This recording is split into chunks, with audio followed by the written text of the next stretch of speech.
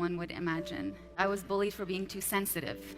I was bullied for being too vulnerable, for being too honest, too kind. And I started building up walls.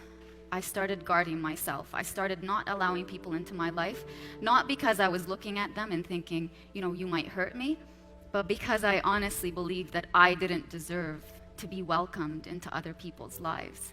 I met someone for the first time in my life who made me feel like I was worthy of being loved, who made me feel seen. I was looking to feel heard, and this person heard me. This was the person that I wanted to spend the rest of my life with. That's how I saw it. I couldn't imagine my life without that person. Until one day when he, like everyone and everything in my life, chose to walk away. And I could not make sense of it. What did I do? I went back to that 16-year-old who blamed herself. He walked away because of who you are. He walked away because those things that you always thought were ugly and unworthy about you are still there. So, I might get a little emotional here. One night, during one of my hardest times, my dad pulled up a picture of me when I was this small. I was holding his hand very tightly, and he said, when I was holding your hand in that picture, I looked in your eyes and I thought, this girl is going places. And when I look at you now, I don't see that look in your eyes. So I went to my room that night and I looked in the mirror, and he was right. I was looking at a person that no longer resembled me.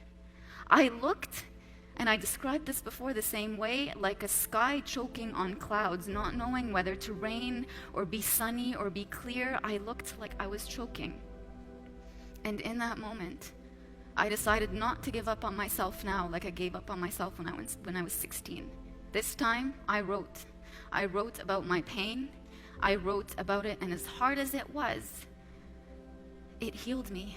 The deeper I went into my pain, the higher I rose in courage, the higher I rose in pride of who I am, being proud of who I am, turning your pain into something beautiful, turning it into nectar instead of turning it into bitterness or coldness. That has given me so much conviction in the fact that our world needs more people who are not afraid to be human, not afraid to be vulnerable, not afraid to show who they are, not afraid to take risks, not afraid to stand in front of the world and raise their voice and say, this is what happened to me and this is how I overcame it.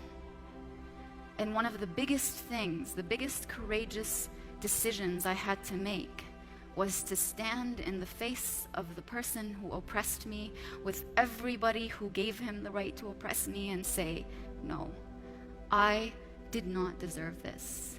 This should have never happened to me.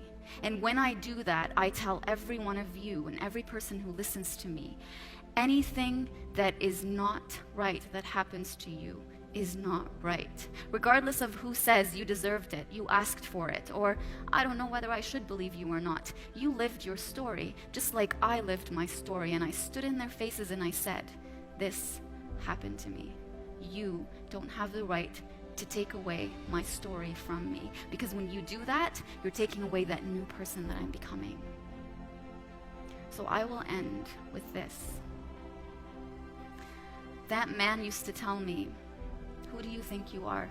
I say, I'm Najwa Zebian. I'm a hero, I'm a fighter, and I'm a champion. So if someone asks you this question, who do you think you are? What will you say?